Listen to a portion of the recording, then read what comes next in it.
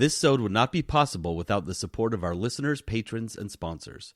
If you'd like to learn more about supporting the 3-Bit Gamer Show, check us out on Patreon at patreon.com/3BG. And a huge thanks goes out to our boss-level patrons, Christopher and Patrick. JD, I'm back. Dude, did you scalp those PlayStation 5s? Oh, heck yeah, bro. God, man, we are going to be so rich. Yeah, I got them right here. What the hell is this? They're PS5 scalps. What the hell are you talking about? What do you mean? You know those little wings that clip on the sides of the PlayStation 5? I thought you wanted me to scalp those so we could sell them. Oh my God. What? This is what you think scalping is?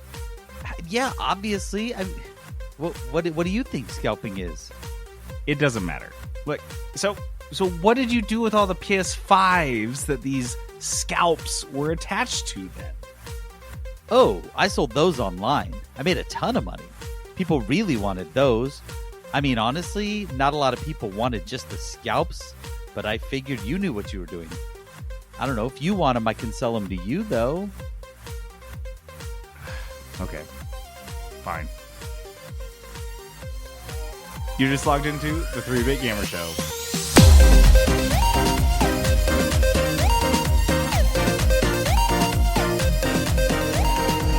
Welcome to the 3-Bit Gamer Show. I'm JD. This is Peterson.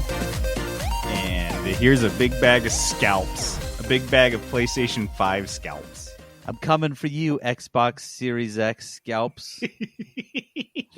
Just with a sawzall. They don't really have removable parts, so yeah, I got to cut them off, actually. You make your own removable parts, Billy Zane. Live from the 3-Bit Gamer Show. The news.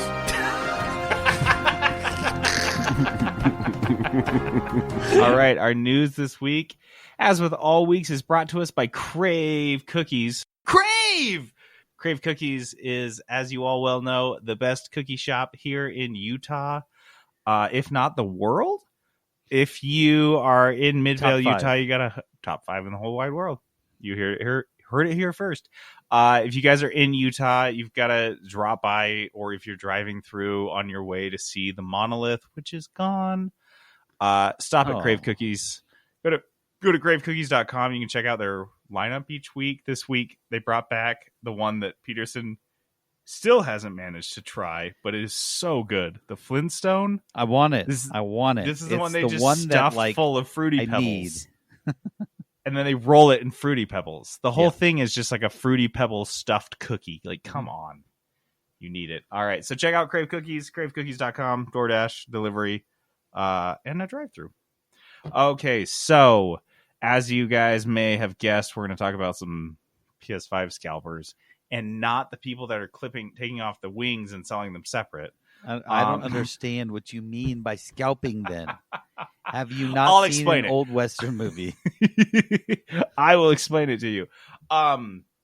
So this latest story that was kind of crazy, it kind of blew my mind. PS5 scalpers have more. There's a PS5 scalper group in the UK that currently has more PS5s in stock than any online retailers. They have 3,500 units. Wait, this is just like some like. Dude, this is not a store. This is just people. This is just like a collective of people who are. I think we all jumped to the conclusion that they were assholes. And while I'm not denying that, it is so much more than this. I dug into this because I was like kind of curious, like what the hell was going on? Because at this point, it's not just assholes online that have downloaded a bot. They're running a script on their computer, just casually. This is like a thing. And I guess I should have made this connection, but you guys have been hearing about bot buying ever since like BlizzCon, or anytime they release new like sneakers. There's a big deal with the sneaker community of like new released shoes that are gone in seconds. And then resellers sell them for crazy high prices. So this has actually become like a job. This is like a thing. There's this website, crepchiefnotify.com. I don't know. Basically, this guy is providing a software that helps and like the tools to help you do this. To like, you pay him for a membership to this software tool, which essentially like assists and helps you bot buy whatever you want, because there's so many things that are like this now online, like limited exclusives you used to stand in line for in stores. That's no longer a thing, which, you know, back then you'd still like pay people to stand in line for you so you could just get all of theirs and then resell them. So this is not really anything new. It's just been digitized. So yeah, I just think it's fascinating. I think it's crazy. I think there's a ton of people that are doing this that have no interest in the I mean, we kind of knew this to begin with, but they're not gamers. They're people that just do this as like a job. They do this as some. I know I've seen a lot of people in like the Utah Gamers Facebook group that do this as a side hustle. Mm-hmm. But like they must be using some software, because there's a few guys on there who have you can't do several this PS5s, several Xbox Series X, several 3080s. It's the same few guys too, and they're always selling them with the GPUs and all these other computer parts. Same thing. Yep. And I think they're all using this, and they've created like a community essentially out of doing this. And I don't think there's anything inherently illegal about it. No.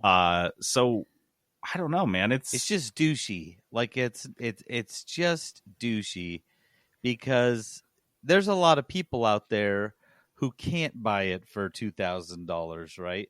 Who want it? Who would buy it for $500 right now? Maybe been saving up a little bit to get it. They just want to buy their PlayStation 5 or their Series X, right? But they can't, because they can't even get in line, right? By the time they've found the line, they're already so far in the back. They're never going to get one, and so it's just, I don't know. Well, if we're talking about douchey, I want to talk about what the connection that I made today while I was preparing for the episode, and I was like, oh my God, what the hell?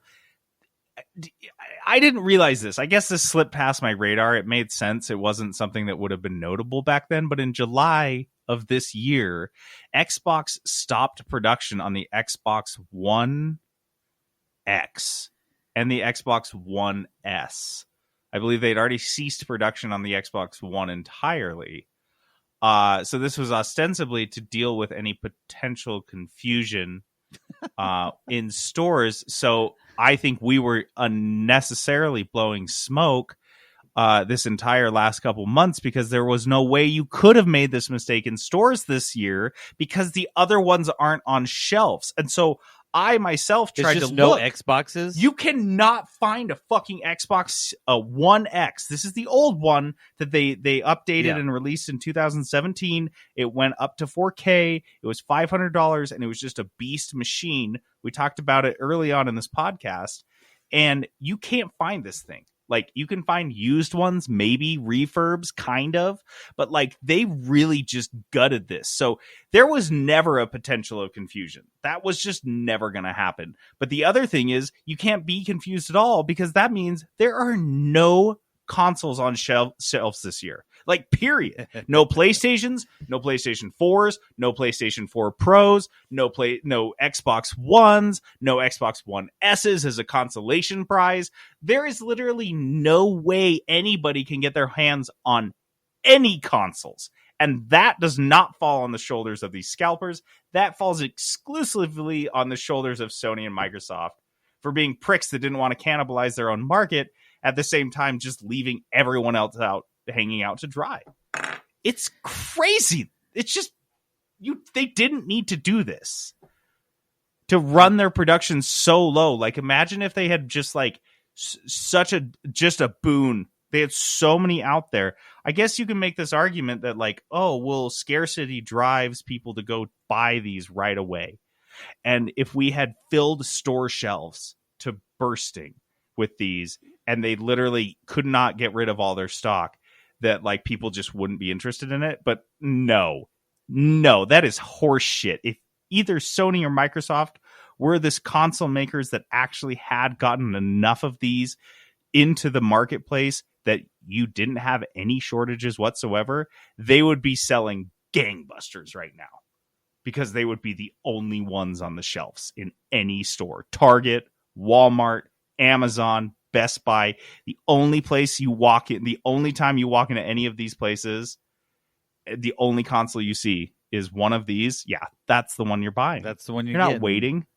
So I think it was stupid. I mean, I'm sure there were production limitations that I am completely naive to because of COVID. And I'm sure there were these realities that made this harder, but you don't have that excuse. And this has been a pattern going back for 20 years, and they don't have that excuse anymore. In my book, they didn't have it back then. You don't get to use that now. So this is a thing they do on purpose, and it's so stupid.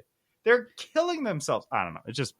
It bugs me that they screwed up the old ones. You can't even go get any. Because I was like, I'm going on X96 tomorrow, and I thought, well, I'm doing like a holiday gift guide. I thought maybe I could tell listeners like, well, you could still get an Xbox One X with Game Pass, and holy shit, like you would never know the difference. You'd have 4K, all the games are on it. Who cares? But no, you can't get one. You can't. You can't get it. God, wow, so that's stupid. Interesting. I didn't even know that. Yeah, it's just frustrating. So I'm not mad at scalpers. I'm mad at Microsoft and Sony for this false shortage. Oh, Nintendo I'm mad does at the same scalpers thing. Because I don't want to lose our Microsoft sponsorship.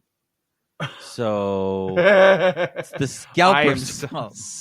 Hey, you heard me in my rant. I was pushing Game Pass, so that still counts. I slipped it in there. I'm a sneaky bastard. No, yeah, that is, I don't know, man. I just don't like any of this. I just want people to be able to get their stuff. I don't know, especially for the holidays. Exactly. You can't get anything, and you can't get consoles now. Yeah. And you can't get PC parts. If you're home thinking, well, I can't get a console, but I can take that $300, $400 and get a pretty decent 10 series, 20 series graphics card. Nope, no, you can't. Nope, not gonna They're happen. all gone. Every not single one of them is gone. All the way down to like 970. You're shit out of luck. You can't get anything. It really is bad. I was looking to get one, and I had put together like a full upgrade for my computer. The best one I could get was a 2060, and I wanted better. I wanted a 2070 at the. That's not future proof, unfortunately. Right. I wanted 2070. I wanted 2070 Super, and 2060. No 2060 Supers, just 2060 was the best I could do. So I ended up going with a full pre-built computer. Because I had to do other upgrades too. I'm at that point where it's like the motherboard, the CPU. I needed to do all of that, so I did a pre-built that had a 3070 in it. Literally, the only way you can get one. Or else a scalper online. There, you just can't get them unless you want to pay a couple $1,000 for one. I guess, dude, it's just a bummer, and it makes me so sad. Buy used online from somebody selling their PS4 or their Xbox One. You can find those for like $250, $300. Because I feel like I magically got a 2070 at the perfect time right before they announced the 30 series. So it was when you had to like more. Watch it, and you had to go pick it up in store. It took me like a month to find it, and I had to drive down to Provo to pick it up in a store, which was like, if you guys don't know, it was like an hour away from me. So it was just like, it's easy to say, and I have a PlayStation 4, and any PlayStation game that comes out for the PS5 will be on the PS4. So like, I'm set, but it's like such a bummer. Like if anyone has the money or has a ton of extra time to like buy a new console, to buy a new PC part, like they can't. They're just screwed. Because anyway, let's move on. This is some cool news. I liked this a lot. For Square Enix is the developer. They are moving to make work from home a permanent policy as of today. Yeah. As you're listening to this podcast, it is enacted, and their focus, which I thought was amazing, and Peterson, you probably appreciate this from an HR perspective, is that they this move allows them to tap into a more, quote, flexible and diverse workforce, which is so smart. And I think if that should be the reason that any company looks to work from home. It's not like, oh, we're saving like money or we're reducing our carbon footprint. Not to say those aren't valuable things, but the real valuable part to your company is that now you can recruit the entire world. Yep. Super flexible at that point. Oh my gosh, that's so cool. And like that means you can find this talent that you might otherwise be like completely that it's just completely unavailable to you. I just think it's so cool. I think a studio as large as Square Enix, large enough to take a $60 million loss on a video game and still exist. A studio this large making a move this big is really cool. And I think another thing that's been really limiting to the game industry, especially AAAs, and what makes indies so much more appealing is that if you want to work AAA, you have to live in a big city. You're either living in San Francisco, you're living in New York, you're living in LA, specifically like the most expensive fucking parts of LA. Montreal, which is the most expensive city in Canada. Yep. Fact check me on that one, Silverthorne. I just feel like you can just tap into people that are living in like Ohio and they're taking care of their mom and they're like, I can't move, man. That's not a possibility. But like they have a ton of talent that you can use now. So that's really cool. I think that's really neat. I will say my prediction though is within 5 years they are largely in person again. I feel like we're just so ingrained in our habits, you know. We're so stuck on the way of doing things that we've done before that we're comfortable with. So they'll implement a work from home thing and then it'll work, and then you'll have a team say, well, now we need you in the office for this one, and then they'll slowly end up. That's my prediction. They'll slowly end up back in the office, and no way, because that requires this. No, that requires a sign off of the employees, the engineers, to go in, and they're what you can't give people that taste of freedom and then take it back, like, and then be like, yes, you can. There's and no way. No, I think that we're seeing the fact that we're seeing the work from home moves. I wouldn't say at the tail end. I'd love it if we saw more and more work from home, because I think a lot of jobs, mine included, right? I've been working from home a lot. Most jobs, a lot don't of jobs need to be in person. Can be. I mean, even when I'm in the office, I'm virtual mostly. My whole team is all over the country. My manager's in Tennessee, and so yeah, like there's not really a ton of need. Most of the time there's like specific instances, but yeah, I think it's cheaper. I think it will create some weird situations in terms of if the video game industry does unionize. For example, they usually unionize by location. Unions do. And so that would be interesting. I think we're getting guilds. You always talk about unions, and I always think of video games as movies, and these movies have guilds. And I think that there's a distinct difference. Is that there is definitely a difference. Yeah, and that would be interesting because it's by your profession. And so I think you'd have an engineering guild, you'd have an art guild, you'd have a rigger guild. Plus, maybe. It sounds I don't know. so much cooler. Sounds way cooler, and it's more fitting to gaming industry. I want to be in a guild. Dude, if you can't sell unions to game developers, you can definitely sell them guilds. Join my guild. They're like, wait, what? They're like, what? They're like, yeah, this guild will get you a raise on average $20,000 more per year. What? I love that guild. I'm in that guild now. When do we meet? What's it called? Video Game Developers Guild. No. No, that's not right. Definitely not cool enough. Yeah, and then I think the flexibility, I think that moving to a more Hollywood model would actually benefit everyone in another way, because I mean, they're already, you'd have a lower financial commitment from studios to make these huge blockbuster games where you could just kind of get together a bunch of people, instead of what the ebb and flow we have currently in the game industry, where they hire on a bunch of people and then just lay them Let's all let 'em off go. until the Yep. game starts. Again, if you had the guild protections and you had, those types of things in place, at You least can't when say that guild happened, anymore. they'd get paid for it. Sorry, I You won't say guild guild, anymore. and I'm like, you got guild protections. You've got a big orc. The protections are standing with wards. his- I'm sorry, I should have said wards. So you have all these wards for your employees in your guild. or bodyguards, depending on which guild you're in. They ward them from being taken advantage of by their employers. Dude, I It's can't. That's all I'm picturing now. fantastic. Why doesn't this exist? Peterson, This is a you huge and I mistake. sit down. We could lay out the entirety of like the video game development industry guild, and it would all just be based on like puns. And on that alone, I bet we could get at least 50% of the industry. Everyone in. Everyone's in. Everyone's in. Dude, Just this is start the spreading best. the good word. Okay, so this is something, now that it's at the end of the year, we're approaching a lot of end of the year game awards ceremony. And so, as with all things, we have a bitter take on this.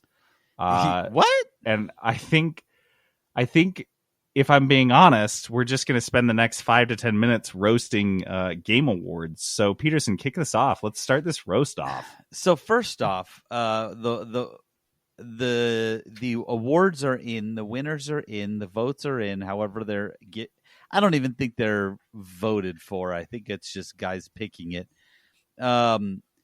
So the Golden Joystick Awards came in, and I kid you not, The Last of Us 2 won like every category. Everything. Just So many lazy. categories. And It's like they were trying to impress the developers. yeah.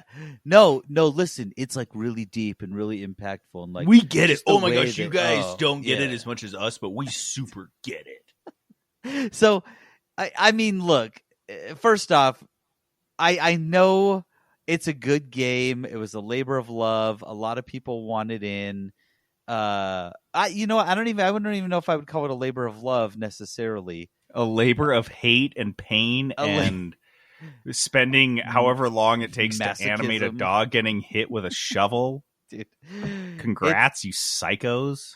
It's the game that everyone wanted and no one wanted to play this year, right? Everyone wanted it before everything sucked so bad. We were like, yeah, things are great. Give me The Last of Us 2. I am in. These were great. And now we have a terrible year, and we're like, I can't deal with this. I'm living this. I Are don't- you fucking kidding me right now? This is This is we're me in like- the grocery store. I'm like trying to avoid all these little infected monsters that keep like getting too fucking close to me, and I have to sneak around them to get my objectives in the We're grocery like store. 15 I months live away from Last this. of Us. Like, come on. Dude, so yeah, I don't know. Best The Last 2020 of Us simulator I've ever played. 2020 sim. Such a good 2020 sim. You know what? They nailed the realism of it. I just didn't want to play that right now. The developers are like, wait, what? The realism? Did they even play this game? So realistic. I feel like Joel, especially when I'm getting beat to death over the toilet paper. In the toilet paper aisle with all the Utah moms. It's just like in the games. I can't. While some Karen just clubs you over an extra roll of Charmin. Shit. I want the good stuff. It's like the 2-ply. I keep poking through the other stuff. Dude. So, reading through the winners of the Golden Joysticks, and genuinely, it's not worth me like reading through the winners of each No, category. it's just Last like of Us. They won Last everything. of Us, They Last cleared of it. Us, Last of Us, Hades. So then I was like, JD, what about? That's not the big one though. There's the big one. Yeah, this is like the up. daytime Emmys of the award show. So yeah, like what's the real big one? The Game Awards, right? The Game Awards, they do the Game of the Year, and that's like, people go off of that. Oh, this was Game of the Year. So the Game Awards are the big ones. So the Game Awards aren't until I think December 10th. And so I went to go look at the nominees, and guys, if you already thought 2020 was bleak, just read through the nominees. It just felt like JD mentioned earlier. It's so lazy. Let me just Generic. read the games of a couple categories. Okay, Game of the Year: Doom Eternal, Final Fantasy VII Remake, Ghost of Tsushima, Hades, Animal Crossing, The Last of Us Part 2. Okay, I scrolled down Doom Eternal. Oh, keep going. for Game of the Year, right? Yeah, I loved Doom Eternal. Don't get me wrong. I loved that game, and I beat it twice. But Game of the Year? That is a bad year if Doom Eternal is Game of the Year. I'm just saying. Great game, not Game of the Year potential. So then I go down. I just go to the next category. Best Game Direction. Okay, listen. Final Fantasy VII Remake, Ghost of Tsushima, Hades, Last of Us Part 2, and then one change, Half-Life Alyx. 4 of the same. I scroll down, Best Narrative, Final Fantasy VII Remake, Ghost of Tsushima, Hades, Last of Us Part 2, and 13 Sentinels, which I They just copy-paste? That's what it feels like. Best Art Direction, Final Fantasy VII Remake, Ghost of Tsushima, Hades, Last of Us Part 2, Ori and Will of the Wisps. So it's Dude, like you one can't put changes each time. And I feel like, yeah, I know it was a pretty extensive remake, but like remakes, that many nominations for a remake? A remake. A remake. Oof. Yeah, man. And like, maybe we're just not big enough Final Fantasy fans. Yeah, maybe I don't get it. And but that seems like a remake. To get that needs to be like so epic. And I didn't necessarily get that. I got that it was good. They added some stuff. It looked fantastic. But this is like best score, best art direction, best narrative, best game. I feel like they played a cumulative like 15 games for the entire year. This is they played why less games than we did. If you guys don't know why, this is the real reason we do the Blursties, is because we decided very early on in the podcast we could not do an end of the year game awards show because there was no possible way we could play enough games to back up our claims. Yeah. I mean, how do you declare the thing is about a film like best film of the year? You could watch arguably like 50 to 100 movies over the course of a month and then judge like amazing ones and write that down. That is just not possible with games. And to expect an academy of people to do this or a group of people to do this is ridiculous. So yeah, of course, you're just going to get all the ones that are most popular on Twitch or Steam charts for a couple weeks. And then a couple of the big AAA ones like Doom Eternal thrown in there just for kicks and giggles because their company, their parent company, is sponsoring the award show. Because Bethesda's got to be in there somewhere. It's just, dude. So what I feel like the indie games. Did you read the indie games? The indie game list. Let's see. So I don't like the indies as just a category. They're like, there you go, you've got your nod. But indie games, best indie is Carrion, Fall Guys, Hades, Spelunky 2, and Spiritfarer. So here's my thing. First off, what Peterson mentioned is that this is its own category. It should not be. Indie games should be judged in the same category these other games are, because we have seen time and again that in terms of art direction, in terms of story, in terms of overall gameplay, creativity, sound direction, all of these things, indie games are on par with, if not excel. Oh, absolutely. Art direction?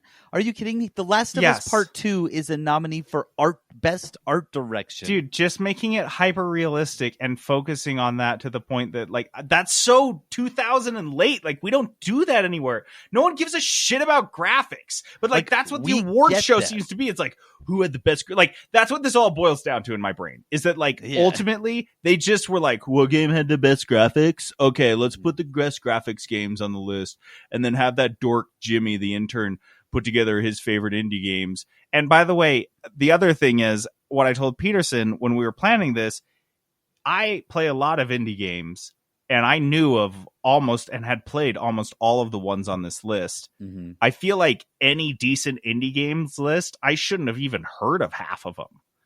Like that's what makes them so fun, is that there's so many like hidden ones or things that you haven't found or heard of. And if a professional game show is not like presenting those, I feel like they're not doing their job or their due diligence. Yeah, it's honestly, and what this has become is it's just a nothing new, right? It's a nothing new. I feel like, also, I don't think if you caught this, Final Fantasy VII Remake it was in best art direction, which, man, that seems I don't know, that seems wrong to me, because I get it, there's a lot of art that goes into it, so don't come at me for that. But also, they're not making a whole game from scratch. I do think Hades might possibly be on this list, but it's not even like the art style didn't ever get me. It was cool, the character designs were cool, but I didn't feel like I feel like I played way better games that like the graphics really were meaningful, or at least something special, right? I mean, Ghost of Tsushima, I think, belongs on this list. Mm-hmm. Because they did do some very artistic things with the wind and the leaves and the, all that types of stuff. Ori and Will of the Wisps probably belongs on this list. But, oh, man, it feels so lazy. It feels like they're going to kill themselves off, because who cares at this point? No one's going to care. When The Last of Us Part 2 is on every single category they can be in, they've got 2 on Best Performance. It just seems so less interesting at that point. Like, why do I care? I feel like you guys played half of the AAA games and just put them all on here. So I don't know. Half of the AAA games. Like, they didn't even do justice to all of the AAA games. No. And Valorant got a bunch of nods, and I did not even like that game at all. We played it for 45 minutes and had zero fun. And maybe we didn't give it enough chance, but I feel like playing a match that's 45 minutes long, I should at least enjoy some part of it, and it just didn't. I don't know. No, this is an antiquated, old-ass tradition. Yep. And it doesn't fit the gaming industry, which moves far too fast for an annual award show to accurately represent to be a barometer or metric of anything in the game industry. Yeah. You've got Steam charts, you've got trending Twitch charts and streams. Those are the metrics of like what is successful and what's popular. Everything else, best art direction, best this, that, and the other. Man. Get out of here. Okay, so the last thing on the news. We got a couple other things. Sorry, we didn't say all these shows are bad. The only award show worth anything is the Blursties. Like, people need to know that all these shows, these awards mean nothing. A Blursty, though, you really have to do something special to get this a has Blursty weight. nomination. This is a meaningful thing. Remember how I was like, these other things don't fit the gaming industry as an award ceremony format? Mm-hmm. This does. Yep. Look, we need a year-end highlight of basically what is the shittiest of the shitheads in an industry that is rife with shitheads. Which is, we are really ourselves highlighting included. The gaming We're industry. on the fucking nomination all the time. Like, we make the list. Guys, we make the list cut. almost every year. Like, we're not outside of the shithead zone. Most time you guys vote us not the shittiest among them. So yeah, if you're not the Blursties, you're no one. You are fucking worthless scum, and your show will be watched by no one. Yeah, come on, guys. Oh my gosh. Blursties or die. Last thing on the way out, this was PlayStation, their official Twitter tweeted 5 days ago. We want to thank gamers everywhere for making the PS5 launch our biggest console launch ever. Demand for the PS5 is unprecedented. It seems to be every time. So we wanted to confirm that more PS5 inventory will be coming to retailers before the end of the year. Please stay in touch with your local retailers. Your local retailers being the guys that are running this weird Those bot guys. And they're selling consoles in the Walmart parking lot. Please support those local retailers. Dude, like the Girl Scouts, they've got a booth because set out right up front. Your local GameStop is getting 4. 4 for your city. Yeah. 4 for your city. Well, I said your local GameStop, Peterson. No city in America has more than one at this point. They're all getting shut down at It's an alarming rate. Yeah, most cities have more Quiznos at this point than they have GameStops. Like, Dude, that's just where we're at. more Quiznos. I haven't seen a Quiznos for so long. Dude, it took you so long to get there. I was just like, I guess I'll just let this joke Oh, percolate. man. Peterson works You on didn't get it. it. I got it. He'll Great get joke. there. You He'll did a get fantastic job. You nailed it.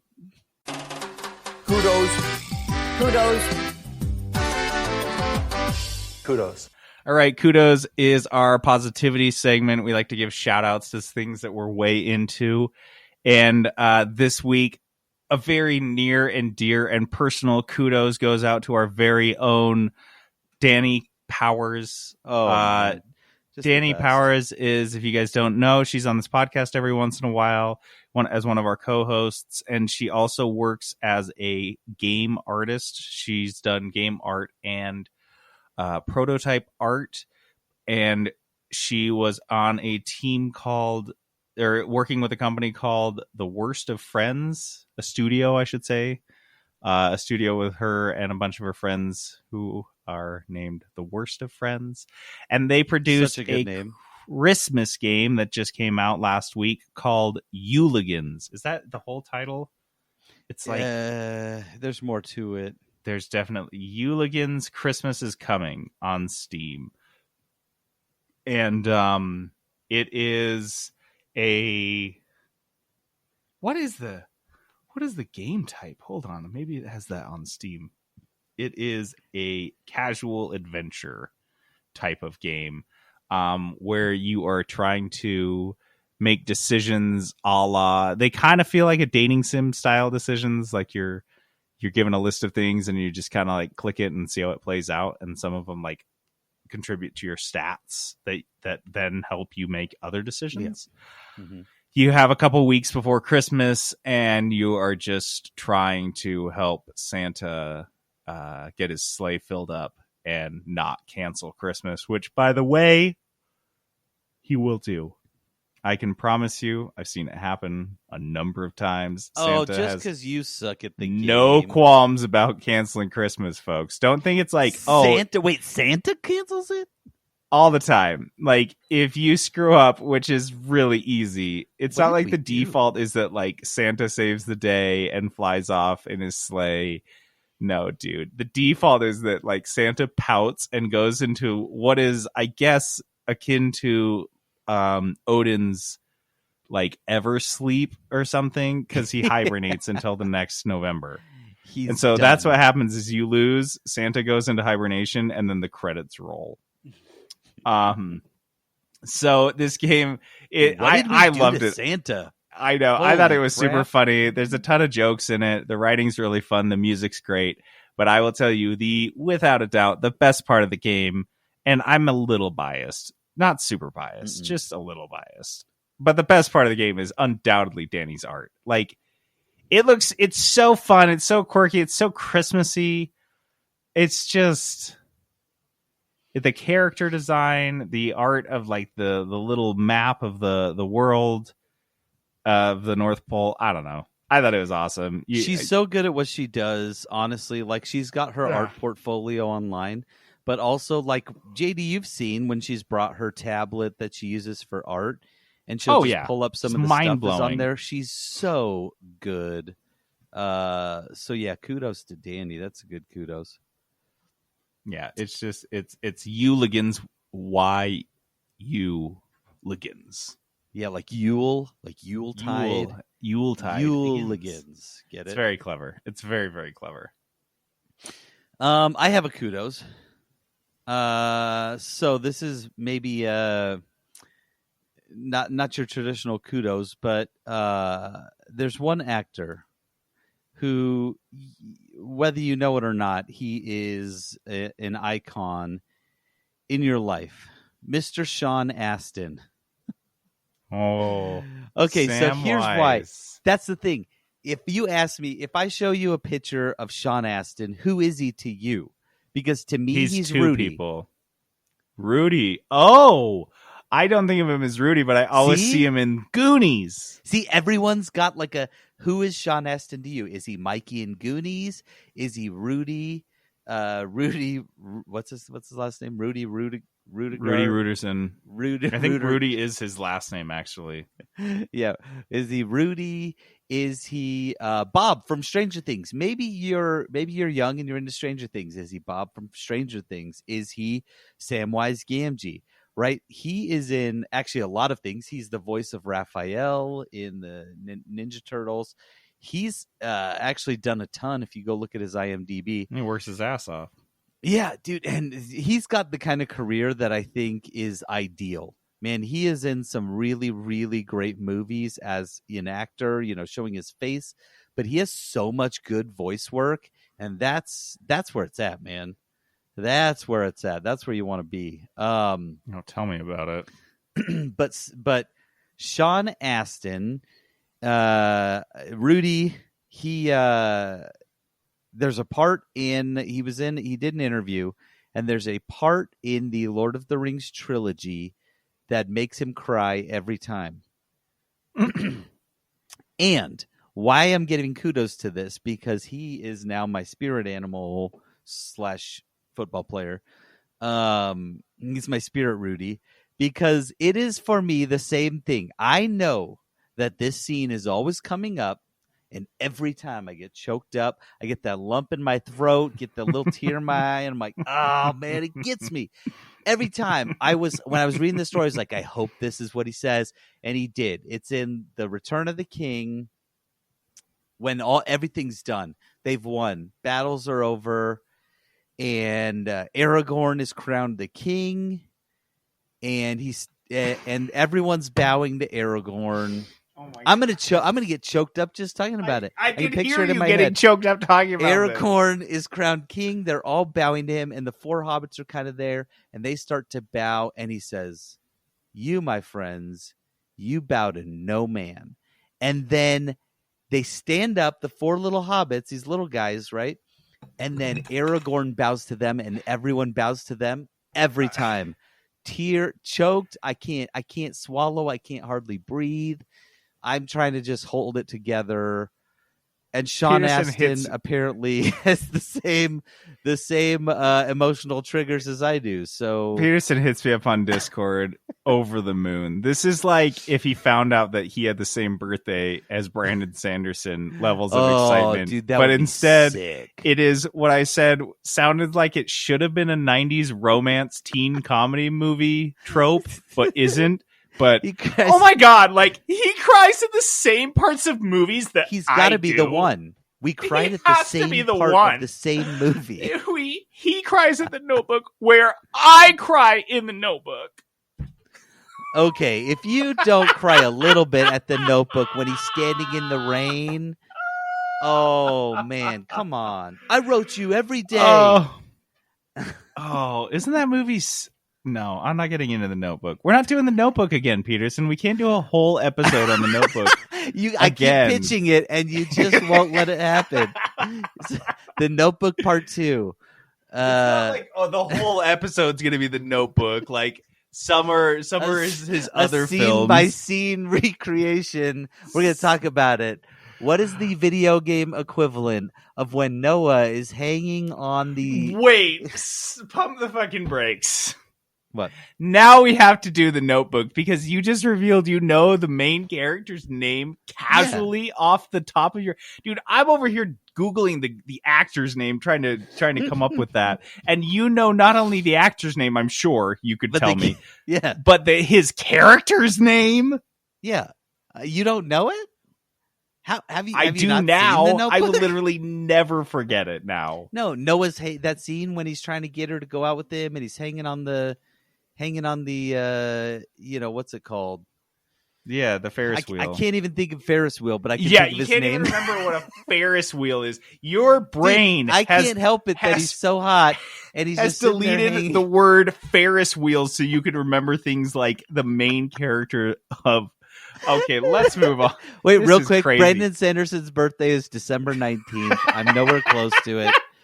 If any of our listeners have a December 19th birthday, Hit me My up. You'll brother's be is my December favorite. 18th. Do you want to like touch him or something? So Would that close make to you? so close to greatness, but close. so far away. I can almost feel Sanderson. You came out. You came out. You can't even say it. You came into this world on the same day as the Sanderson. Tis a holy day. You fucking freak. Okay. Let's Kudos to Sean Astin. kudos to what? Okay, let's move on. This is something that I wanted to bring up because we've been talking about Marvel's Avengers a lot, and it was a topic that I thought needed to be discussed. It's really primo 3-bit fodder, but on the heels and in the wake of the massive failure that was Square Enix's Marvel's Avengers, which was billed as a looter shooter games as a service in the same vein as Destiny and why would they do that? The Division. Yeah, they wanted it to be a game that they could do a steady drip of content, have a huge player base that just pays them money over the course of a couple of years, instead of developing like an actual complete package game and just selling it like you typically do with a product. So this made me wonder because I started doing the parallels because I work in a SaaS. I work for a SaaS company. I work for a software as a service company. And I thought when this question popped into my head, which is, are games as a service a failed experiment? I thought, well, of course they're not. Like, that's a thing. Like, they're just another subset of software as a service. But then I started to wonder if like that is even a comparison we can make. And once I started picking at that, I was like, dude, I don't know if games as a service is necessarily like, oh, it's here to stay. That's what is the future. Because I also remember distinctly a time when that's what we were saying about microtransactions. And now microtransactions are like saying your game has microtransactions is like saying Voldemort in the Harry Potter universe. Like, you can't say it. Similarly, we're getting to the same level with loot boxes, which was the next iteration of microtransactions they tried to sneak in. And now if your game has loot boxes, you have to put like legal warnings on it. Like, it has to be on there. It's like it's the equivalent of like the Surgeon General's warning on the pack of cigarettes, right? You have to have it there, or else, and like you said, it's just shunned. It's a black mark on your game now. Absolutely. And I think games as a service. So I don't think that these models that they've unveiled as a substitute to increasing games from $60 upwards, which is another discussion I think we should have. I think we've had that discussion that games should cost more than $60, but this is the substitute. They should cost what they cost. Yeah, that's what I think. I think there shouldn't be a set cost. I think a game with a ton of content that took 10 years to make should cost $75. Why do you think World of Warcraft cost $180 a year, not including the expansions? Because that's what it fucking costs to make. It's super expensive game. Indies do this. Indies charge $15. So there's no set price for an indie game, right? They're all over the place. But AAA studios for some reason got together and they were like $60. No matter what. Well, yeah, let's just turn this into like let's give a bunch of like middle manager MBAs something to do, which is like sit around in rooms and figure out how to extract that same $10 to $20 per unit that they would get from actually increasing the price in some sort of like sneaky backdoor snake oil salesman way where they can like twirl their mustache at the end. Mm-hmm. I don't get it. But I also, at the same time, like I'm saying, I don't think they're going to be here forever. I think games as a service, I think when you look at a $60 million loss, this is just as much of a risk as anything else. This does not insulate you. And Anthem can tell you the same thing. This doesn't insulate you. If anything, creating your game as a games as a service as an attempt to make more money per unit on top of the $60 you're spending is riskier, it seems. Yep. Like you're rolling the dice. I think it's absolutely riskier. I mean, the risk to reward ratio is extreme, right? I think your risk is through the roof.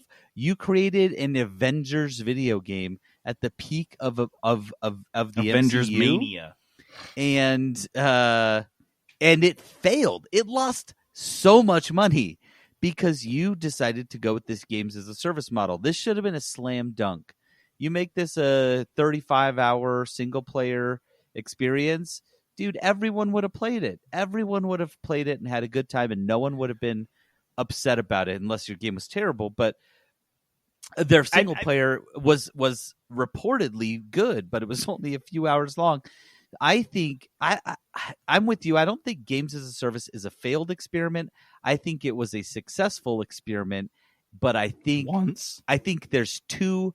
We're going at it too hard. They're saying a few companies made a lot of money doing this, so we're going to do this and we're going to make a lot of money. But there is a threshold that we've hit. We've hit a long time ago. We've surpassed it. We can't even see the threshold anymore because everybody wants that recurring income that games as a service brings. But the problem is new entrants into games as a service. How can you be successful? There's already good ones out there with a ton of content. They've kind of the ones that have been able to stick around, like Anthem, or like not Anthem, like Destiny, right? They've kind of figured it out. They've got a lot of content. They've tweaked things for years. And why would I play Marvel's Avengers over that if I wanted to play a games as a service game? Like, what would draw me in? Well, I think what you said that was really important is that Marvel Avengers failed because it's a game. They tried to make it a games as a service. And I think that that's one thing that everyone's missing is that every game that is billed this way, from Destiny, Destiny 2, The Division 2, all of these games, the Anthem, there's some others. All of these games, every single time they have struggled, every time they've had issues or problems, it is because of the inherent nature of the game. Because they are a game as a service, and people are like, well, this loot set's really screwed up and unbalanced. It's not a quick fix. They can't just quickly balance it because there's money involved with that loot set now. People have spent money on that, or it's driving people to the new content that they spent money on. And that's the real piece of it. And if you adjust that one way or the other, people are going to now be ticked and they're not going to feel as rewarded for the things they spend money on. And that's the problem with Avengers. And I think the more that I think about it, like software as a service is inherently it's problematic and it's bad UX. There are aspects of SaaS business models where they fragment products and they're like, okay, you can buy this chunk of the product and then you can buy these 5 chunks. Here's a bunch of add-ons. But ultimately, the best way to handle that is like an a la carte model where you can pick exactly the features and things you need. Games as a service never will work like that. You can't just like cherry pick the content you want because they want you to buy packs. You can't just buy the skin you want because they want you to buy packs. They want it to be a way where they can milk as much money as possible, which is in software as a service. It's not like you're rolling the dice to see what product you can use. So I think it's just a bad model that's applied to video games and it doesn't work. When it does work, it just pays dividends, right? The companies are pulling in so much cash and it's become a cash cow for them. But the amount of times it does not work, right? Oh. And Marvel's Avengers, they came out and the studio came out and they said, well, we had this big loss. It's been pretty bad, pretty rough for us. But we're going to keep adding content. That's the thing. You have to keep going. Because you're so deep in the hole, you're pot committed, right? Mm-hmm. For those poker players, you're pot committed. You're so deep in the hole. If you just give up, you're just starting on a negative with your next project, whatever it is. You're starting in the hole. Diablo 3. They're just going to keep going at it. And the thing is, how many times have you heard, oh, this game is good now? Dude, you should check it out. Fallout 76 is good now. You should come in. But they already lost me, right? No. And now they're fighting an uphill battle for customer acquisition because you've already got the negative press and something else is always coming out. Why am I going back 2 years to Fallout 76 because it's good now? Maybe it is. Maybe I go in and love it, but you kind of missed that window to really get me and, the hype and all that. And that's what Marvel Avengers are going to do. They're going to put out new content. They're going to tweak it, get it better, but they're going to miss their window. Their window's already gone. They already missed it. They already missed their window. There maybe will be one of the few that can claw their way back into being Relevancy. worthwhile. Relevancy, that's the word. But probably not, right? They're probably not. They're probably so far in the hole, they'll have to launch a major marketing campaign, pay people for years to add new content, get people back into it. It's done, and it's because they went games as a service. If they would have made money. They would have made a lot of money. They would have just given us a good just sell Marvel the title single player game, right? Yeah, sell the title enough first, money, and then worry about making money later. I just feel like in games as a service, ultimately the service is supposed to be fun, right? Is that not? Yeah. Whether it's whether you're providing skins or giving people loot boxes to roll on or whatever it is, or the gameplay itself should be fun. It's tiered, payment driven fun, but it's supposed to be fun. If you can't provide that fun, the game should be free. And that's the problem, is like you can't charge people $60 for Marvel Avengers and it's not even at its core a fun game. But I'll tell you, I guarantee you the payment processor worked perfectly no matter what. And every single time someone wanted to spend money, they could do it flawlessly. They got it. So, and all the UX that guides you there is the most like just golden path. You would never stray from it. It'll take you straight to the checkout where you can spend more money. But the game being fun was like an afterthought. Yep. I just think I think they're done. I think that but I say that, and like, Diablo 3, the auction house shit, that was 2012. It was 8 years ago, and they're having these exact same things at launch every single time they release a new games as a service. And then, like you said, they go through the same cycle of trying to fix it, trying to rehab it, trying to recoup losses. But I think maybe, God willing, you mentioned Fallout 76, and they did decent sales. For whatever you could say, people were thirsty for more Fallout, and it was an established franchise in the gaming industry, at least. And people bought a lot of copies of that game, and they sold a shit ton. Marvel Avengers, hopefully, really, really hoping that it was enough of a smackdown. Like, they are not going to spend more money on this. Just like Anthem, they're going to sit back and watch it just die. Yep. And they're going to swallow that $60 million loss. And at the very least, Square Enix will never do one of these again. That's all we know, is that at least Square Enix has probably been turned off, and everyone's just going to need to learn slowly. But I just think that the sooner that everyone accepts that games, big, huge games on the order of Cyberpunk and I guess Marvel Avengers need to cost $100, or yeah.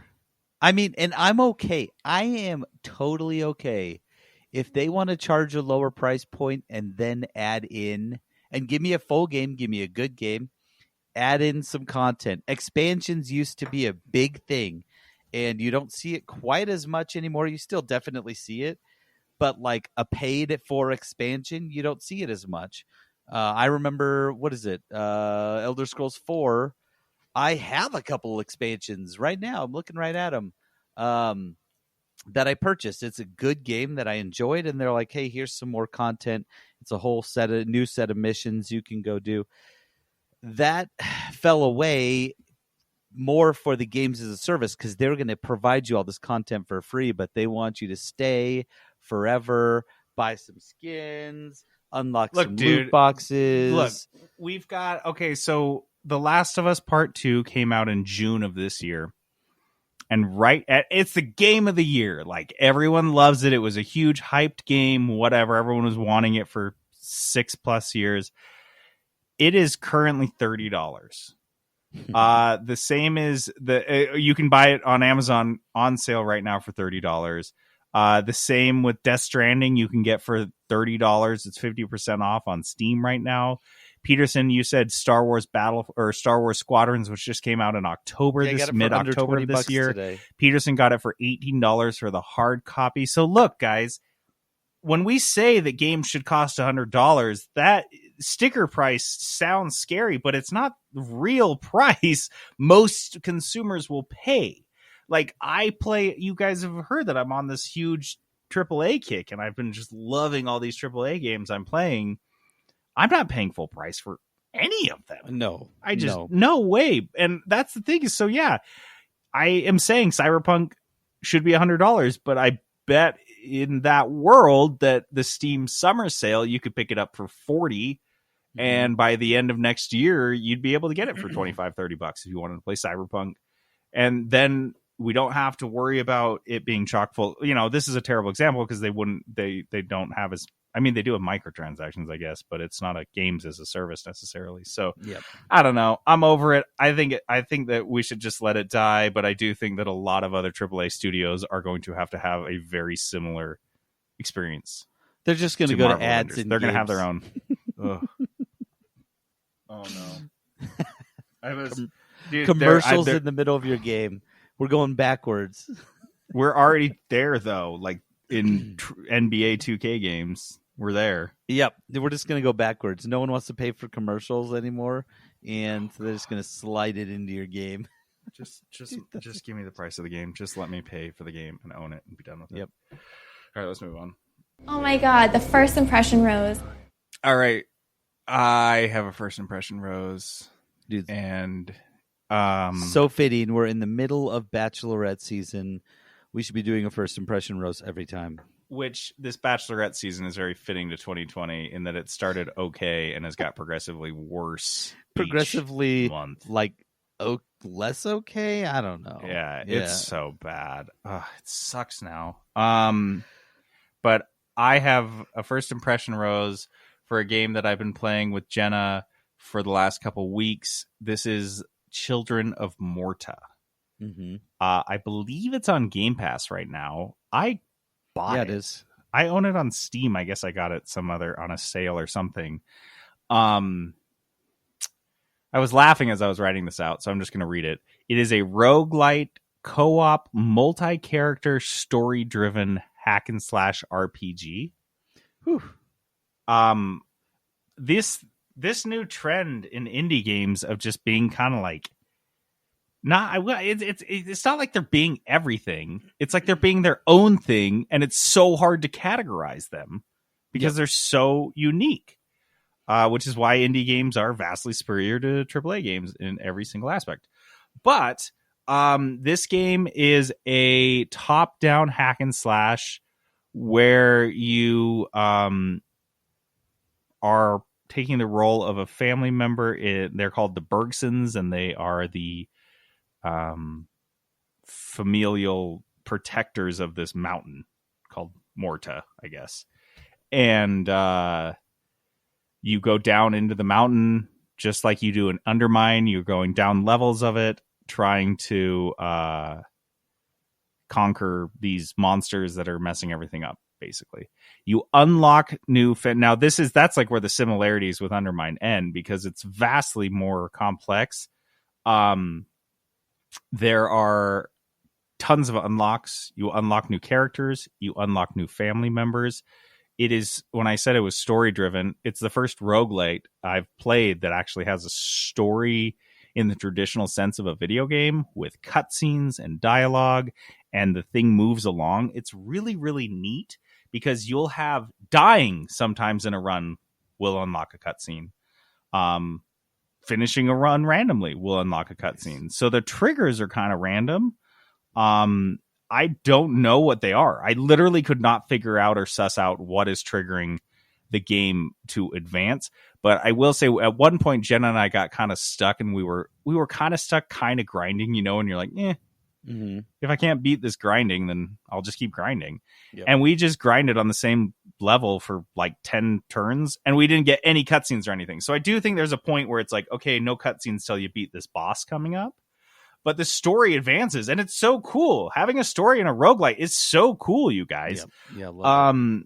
And so there's a lot of upgrades, similar upgrades to Undermine, in that like you can upgrade how much gold you bring home every run, how much health and damage you do, your armor, your speed. These are all things that you save. You earn gold each run, so every run is beneficial, and you come back. Now, it's the art style is amazing. It's kind of a medieval fantasy type of deal, but it's very pixel art, and the sound is great. The music's great. The one thing, where this game is different, and I'm playing so many roguelites right now, my brain is melting between Wizard of Legend, Hades, this one, and then Curse of the Dead Gods. I can't. They're all just blending together in like just one big mesh. Yeah. But this game, what really stands out is the mobs are punishing. The bosses are just kind of like regular boss level difficulty, but the mobs, getting to the bosses is really hard. Like the mobs will just take you out. But you can skip them. And that was the thing that Jenna and I kind of realized as we were grinding, clearing the whole map, because it does benefit you. You get a lot more gold and items, and you get a little bit better abilities, but you can just rush straight to the boss and kill him right away. And it's not that hard, but yeah, if you linger around in the levels, you are just, at the same time, you know, all your characters have different abilities. They all have different ways of attacking, like waves, and they have different synergies, which is really fun. Jenna has been playing all the ranged characters, and I've been doing the melee ones. So I've been doing a lot of tanking and those types of roles, and it's just been really fun.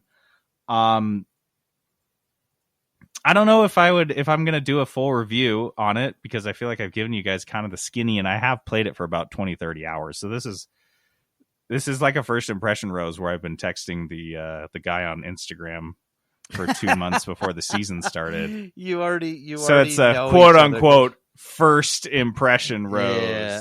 First impression here this time. But yeah, it's amazing, you guys. It really is, because it's on Game Pass. I can say absolutely recommend it, but I know it goes on sale on Steam all the time. I'm playing it co-op, couch co-op. I believe there's online co-op as well. It is an amazing co-op game with a partner. It's just fun and supporty, and it's the first time I played a roguelite, a co-op roguelite game other than Streets of Rogue. And Streets of Rogue was very gimmicky. Is that a good way to describe it, Peterson? I feel like, yeah. I mean, it's I don't want to like make it sound like I didn't love like it like a game. bad thing. That's not a bad thing. Bad thing. It's just got it's like a party game kind of feel in the terms of a you know, co-op. like each whereas this character feels like, is so wacky and different. yeah, where it's like you're not all taking this doing game something seriously. No, not at all. Not at all. But with this one, you are taking it seriously. Like Jen and I are getting so nervous. If I get downed and she has to like clear the room before she can get me back up, I can, like, she's getting so stressed out, and you know, vice versa, the same deal. Like it's one of those games where you're like stressed out supporting each other. In Streets of Rogue, you die and you just do not give a shit. You're like, oh yeah, that was super funny. I exploded. Oh, that gorilla smashed me against the wall. It's like, ah. Yeah. This game feels like a very true to life co-op game, and having that layered on top of the roguelite, just like a really well done roguelite, is a really good flavor. Like it's really good. I want to see more co-op. Now I'm just thinking of all these other roguelites that I played recently, like Noita and stuff, where I'm like, dang, having a co-op partner would be so sick. Really interesting. Like you could add a dope layer, or like imagine, Peterson, you and me playing Undermine together. Yeah, it'd be awesome. Like, so now I'm like, dang. And so it opened my eyes, I think, to what this genre still has left to offer. And anyone listening to this podcast can say will know that when I say that's pretty impressive, because I've been playing roguelite after roguelite after roguelite after roguelite for like the last like 2 years now. And so it still has a ton to offer. It's still showing me cool new things. And Children of Morta is just a great example. Still enjoyable. So, I mean, endlessly fucking enjoy. I don't know why, but it is just, it's hitting it. And it's hitting it for Jenna. And you guys know Jenna's kind of a newer gamer. Well, not anymore. She's been playing for like 3-4 years now. But, and so she's the punishing and the mobs. Those are new things to her. She learned kiting. Like I taught her what kiting was and what it meant. I think, anyone playing a game knows what it is inherently, but to do it deliberately and strategically, she's been learning to do it for this game and having a blast. So, check it out. Children of Morta. It's on everything. It's on the Switch too, I think. So you can get it anywhere you want. Yep. Okay, so Peterson, Dude, just you tell us. This is cool. Dude, you did this whole thing. It's been a while since obviously, we're not getting together with people and playing board games.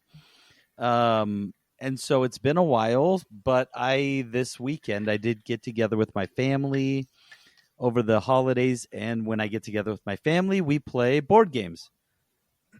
So Awesome I tradition. played, and my little brother, I mean, we're all into them and buying them, but he's really into them, and he's bringing all the like cool new ones and fun ones and that sort of thing. Because him and his wife have been playing a ton of board games during the pandemic. They have played so many. So, and actually, it's I don't know if this is sad or brilliant, but he's even bought a few games that he just can play by himself. Like co-op games. Oh, that's he's like, tight. well, playing by myself. He played the Gloomhaven has like a Gloomhaven mini version. I can't remember what it's called, but he bought that and played it by himself. He's playing a solo version of Gloomhaven. Yeah, dude. Dude, that's cool. That's like playing Legos at that point with yourself. Yep. Yeah. Just So pulling out. Yeah. if you don't have anyone to play with, I guess play with yourself. That sounds wrong, but Play with a friend, play with yourself. play with yourself. You heard it here, guys. Play with yourself. So I played 4 new games, and all of them were slightly different, so I wanted to just give them a quick review. Plus, it's the holiday season. There, again, more opportunities for get-togethers with friends or family, but also buying gifts for people. And I think any of these would be good gifts for different groups. So the first game is a game that's been around for a long time. It's great for kids. My kids, all three of my boys enjoyed it. It's called Potion Explosion. You've probably heard of it. You've probably seen it around. Potion Explosion is essentially, those match 3 type of games that are like every mobile game is a match 3. It's essentially that.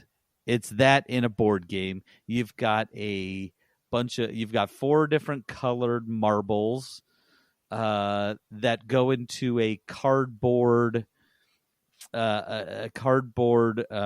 apparatus, and they come out in 5 different tracks. So they all have these tracks.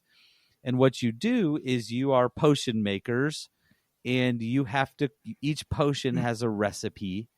And it's the recipe, the ingredients are the colored marbles. So there's a black and a blue and a yellow and different marbles, and that's what goes in your potions. So what you do is on your turn, you pick a marble, and if, just like those match 3 games, right, if that causes 2 of the same color to because they move along the track, which is slightly this like the angled Quacks downward. of Quedlinburg? No, it's like the Quacks of Quedlinburg. It's, same type of theme, but it's not like that, because you've got these marbles on a track that move as you pull them.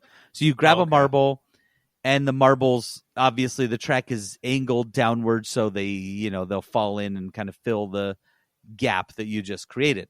If 2 of the same color touch each other, then you get those ones too. Like they explode, like in a match 3 game, right? You're playing Candy Crush, you pull one or you move one from the middle, then it causes, everything to shift, and that's what it does with the marbles. So you get any match 3 that you've made, and those are your ingredients that you get to use to make your potions. So you complete a potion and you hold on to it, and they all have point values to it. It's a pretty simple game, but very well executed. The components were really good. You can buy even better versions. I think our buddy Daniel actually has a wooden potion explosion apparatus, because the other one's cardboard, the one that comes with the game. So a potion apparatus where the marbles fit into. And so, yeah, it's a great game for kids. You're just, picking ingredients, making potions. The potions have abilities. Very simple, and once you've met certain criteria, the game ends, you add up all your points, and that's how you decide the winner. So very simple game. Like I said, all three of my kids, my 13 all the way down to my 7-year-old, they all figured it out pretty quickly. Easy game, fun game for the kids, and they all said they wanted it. Oh, Dad, we want Potion Explosion. Buy it for Christmas, So a good gift for the kids, Potion Explosion. Tight. The second game we played, and this is one I've played before, and I don't think I've ever talked about it, is called Cover Your Assets. Another very popular game. This would be a game for like families, but my kids could play as well, right? But this is a game for a group. You can play this with a big group, with a couple with two people. It's pretty open-ended. It is a card game where you are trying to, the cards are different assets, right? So there's like jewels, or like things that you would collect that are valuable. Jewels, classic cars, bank accounts, stocks, that sort of thing. And the gameplay mechanics are very simple. They all of those have a value, and then there's wild cards. So each player is going around and starting their own collection. And what you do is when you get two of the same, you place those down and in front of you. And then your next match, you place those down on top of that stack that you just did, but you turn them sideways. So you kind of alternate so you can see what the last stack was. And then as you go, so say JD places two classic autos and I've got one in my hand, I can steal his pile that he's put down, that he's played in front of him. The pile on top, I can steal it by showing him my classic auto. And then he, at that point, would have the option to defend if he has any more classic autos, right? He could show me that card. Every card we play then goes onto the same stack that I was trying to steal. So either I take it from him because he can't defend it with the same card, or he defends it and we could just keep going back and forth. You could play wilds, which are worth much more. All of a sudden, though, that pile has become so much more valuable. And now everyone's trying to steal that pile. So it's definitely one of those games where, like, you can get frustrated because you're just screwing each other over. That's the whole point of the game. Those seem to be your favorite ones. They're very good. They're very fun. Someone's always mad in this game. In fact, my dad said him and my mom don't play it together anymore because they were playing one night and she threw the deck at him. It is that is a funny visual. Dude, two of them playing winging a deck of cards at someone because it's not going to stay together. So it's going to explode everywhere. Probably someone hit him in the face. Like, they just went everywhere, and then she probably just stood up and left. Right, no, and then that's he's there with like cards everywhere. Hysterical visual. I like that a lot. It's the card version of a table flip, right? Mm-hmm. So cover your assets. It's a very simple game mechanic, tons of replayability. We played it half a dozen times at least. And again, another game where my kids were like, well, I want to play it again. Let's play it again. And we want that one for Christmas. So I got it. It's like $20 or less. I think I picked that one up for $15 on a Black Friday sale or something like that. On Amazon. So cover your assets. That's another good one. We also played, I'm going to skip down to this one, this game called Wavelength. Wavelength is a party game that came out last year. This, again, is for a big group of people, not necessarily for the kids. I don't think my kids necessarily get it.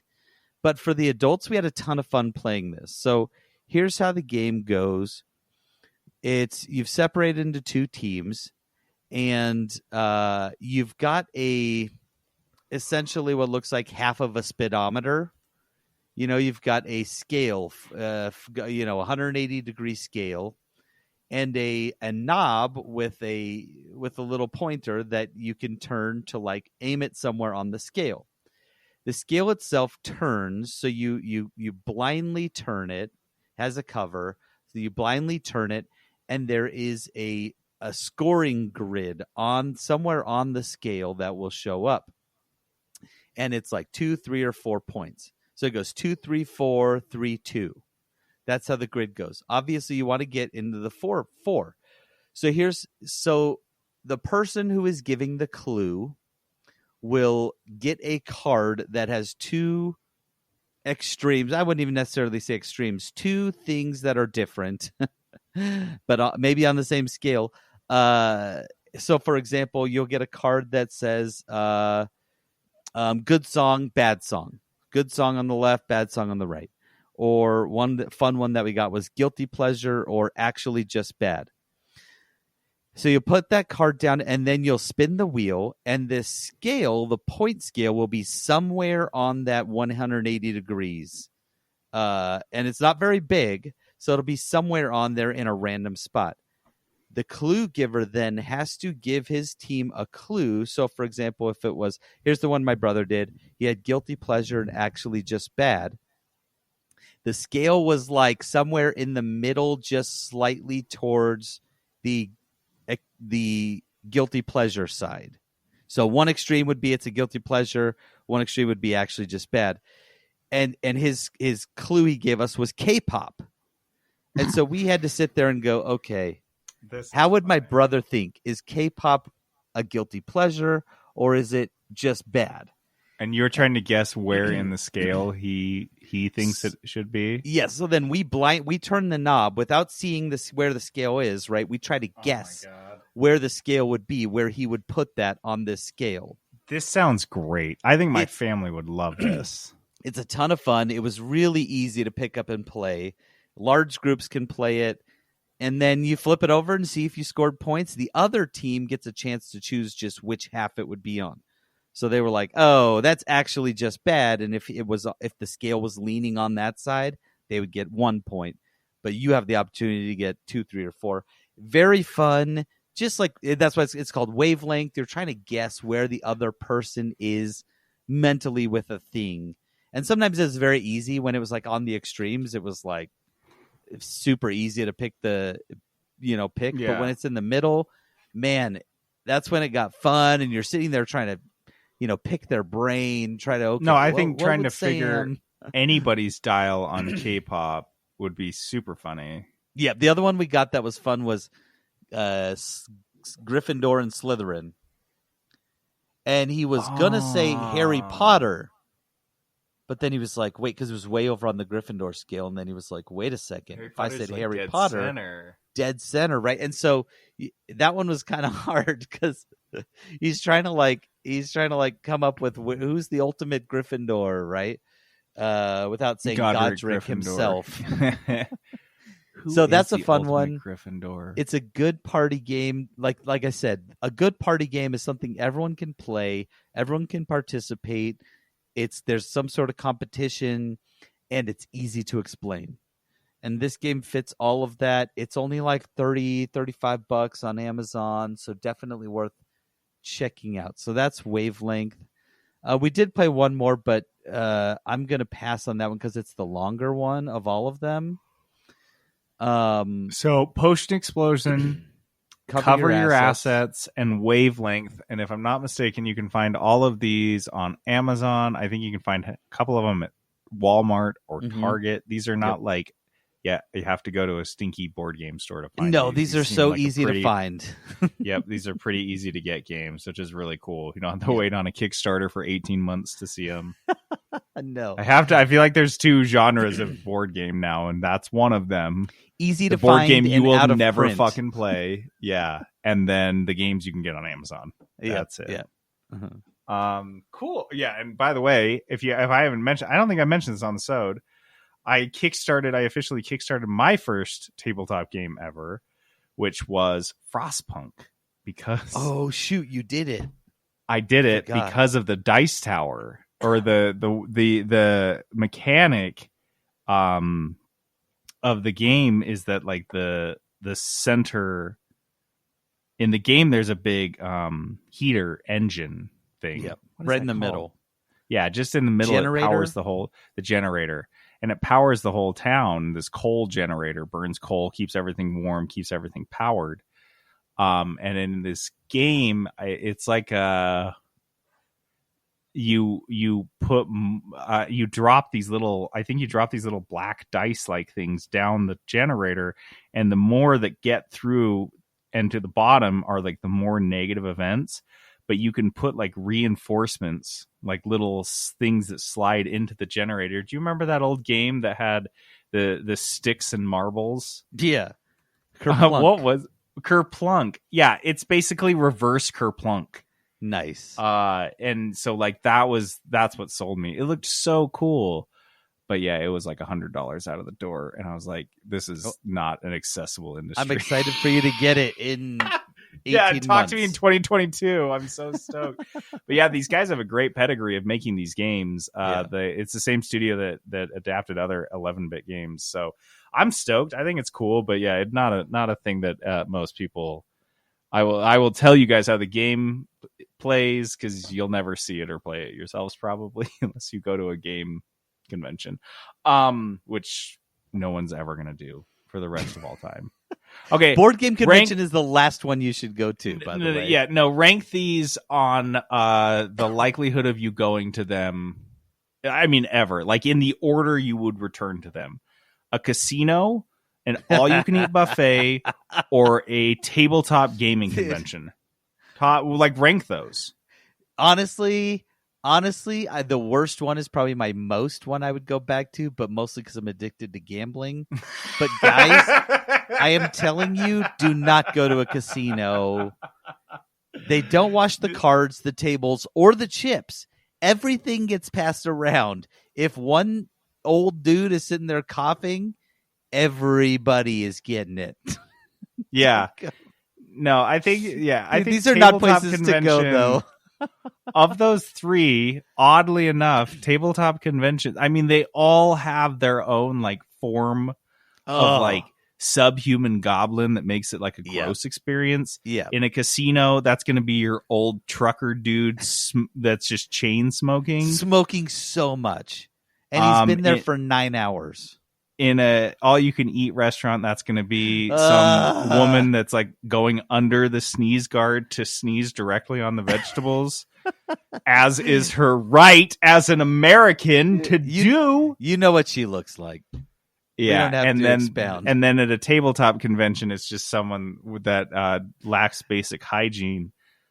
But oddly enough, I think absolutely, because I'm just thinking, and what's sending off the green light in my head on the tabletop convention being the safest of those three, is that the last time we went to SaltCon, there were veritable buckets of hand sanitizer on every single table. I hand sanitized so much that weekend, my hands were like dry and bleeding because they're so dry. So no, I think that would be first. I think I would have to I'd do like the all-you-can-eat buffet, and then just like, I guess only eat the soft serve. No, I'd go casino because at least I don't have to put it in my mouth. Yeah, I guess casino with a mask and gloves. Don't. You're going to touch stuff because you have to. Just don't touch anywhere near your face. Touch your pants. Don't touch your body. Just plan that don't ahead. Don't slip your mask to the side to start chain smoking. Do not get a drink and put it underneath the table in the little cup holder. Reach under there and kind of finger around for it. Maybe get dip your fingers into someone's asher or their dip cup. Yeah, you know what? it's Never fine. Mind. I'm not going anywhere. I'm never going anywhere ever. I already thought buffets were gross. Like, I legitimately would go to buffets and a couple times lost my appetite because the people there were so gross. Coward. You are a coward. No, dude, I'm telling you, I have seen some bad things, and I don't even go to that many buffets. But I couldn't do it now, though. I could not do it. I would walk in and never eat a thing because I would feel so sick. Yeah. No, everything's going to trigger me for the next 10 years. I'm really excited. All right. Well, that does it for us this week. Trent will have a Dice of Destiny review for us. He's had, we gave him a mulligan because of COVID, related complications. That's all you have to say. That's all you have to say. That's all you got to say. COVID happened to Trent. Not that way though. He's fine. And his wife and his baby are all COVID free. So, all right. So to play us out, we have some music from Children of Morta. This one is called Little Automaton. All right, guys. You know where to find us. If you don't, figure it out. Facebook, Twitter, Discord. This is my favorite plug that we do. If you can't find us, go ahead and keep trying. I am not going to tell you. Try harder. This is, look, man, if you're going to find us, you're going to go to one of these platforms initially, and then you're going to search for us anyway there. I don't need to hold your hand through that process. You've got this. I believe in you. You've got to do this. All right, guys. I'm JD signing out. This is Peterson going AFK. Peterson Productions. Oh, yeah. And this is surprise guest Brandon Sanderson. Peterson, hey, buddy. That is not his voice. I know it's not you. He is way nerdier sounding than that. I know. I listen to his podcast. It's